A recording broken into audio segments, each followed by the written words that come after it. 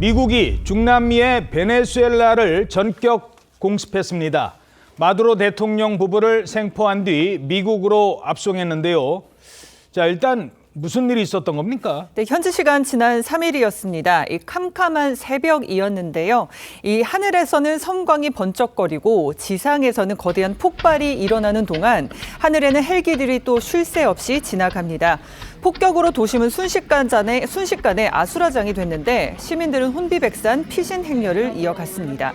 미군이 베네수엘라 수도 등을 공습한 작전명 확고한 결의를 게시하고 불과 3시간도 채 걸리지 않아서요. 베네수엘라의 마두로 대통령을 생포했습니다. 마두로 대통령은 운동복 차림에 안대 등으로 눈과 귀를 가린 상태로 끌려 나왔는데 이 트럼프 미국 대통령은 마두로가 강철문이 달려있는 안전지대로 피신하려고 했지만 실패했다라고 전하면서요. 마두로 대통령의 체포 장면을 마치 TV쇼를 보듯 실시간으로 이 작전을 지켜봤습니다. 자, 구치소에 수감된 마두로 대통령 이런 반응을 보였다고 합니다. Good night. Get ready for it.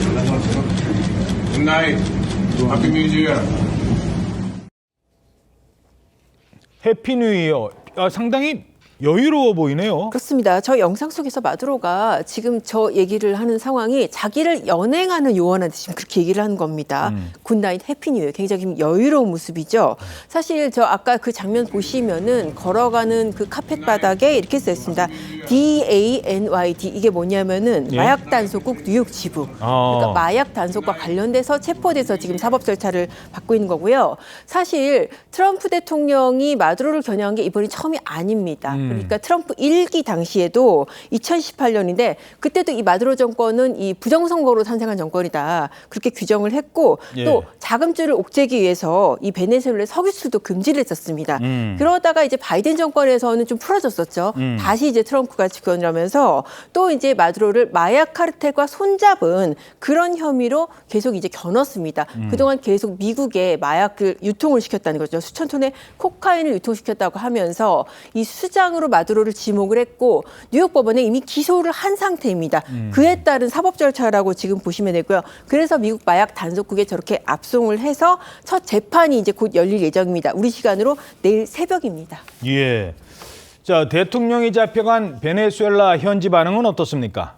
네, 베네수엘라 정부는 매우 중대한 군사 침공이다라고 주장을 하고 있습니다. 로드리게스 부통령은 임시 대통령으로 확정된 이후에 마두로만이 유일한 합법적 지도자라고 밝혔는데요. 베네수엘라 정부는 또 유엔 안보리의 유엔 사무총장, 기타 국제기구에 이제 제소할 것이라고 밝혔고 유엔 안보리도 현지 시간으로 5일 긴급 회의를 열고 관련 논의를 진행하기로 했습니다.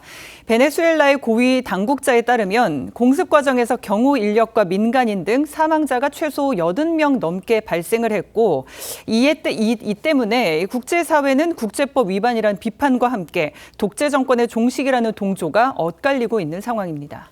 자, 이런 가운데 미국은 베네수엘라 정부를 향해 옳은 결정을 하라며 압박하고 있습니다. That if they don't make the right decisions, the United States will retain multiple levers of leverage to ensure that our interests are protected. 자, 이러면서 2차 공격을 가할 수도 있다고요. 그렇습니다. 트럼프 대통령 마두로에 대한 체포 결정의 정당성을 강하게 옹호하고 있는 상황인데요. 만약에 베네수엘라가 올바른 결정을 하지 않는 경우에는 다양한 수단을 계속 유지할 것이다 이렇게 밝히기도 했는데 특히 만이 제대로 처신하지 않는 경우에는 2차 공격에 나설 수 있다고도 경고했습니다. 이와 더불어서 이런 가운데 트럼프 대통령 그럼 베네수엘라의 국정은 누가 책임지냐 이런 질문을 받았는데요. 매우 논란이 커질 것이다 라고 하면서도 우리가 담당하고 있다라고 답을 함으로 인해서 당분간 미국이 직접 통치하는 방안을 언급하기도 했습니다. 자, 이런 가운데 북한의 김정은 위원장이 평소와 같은 군사 행보에 나섰습니다.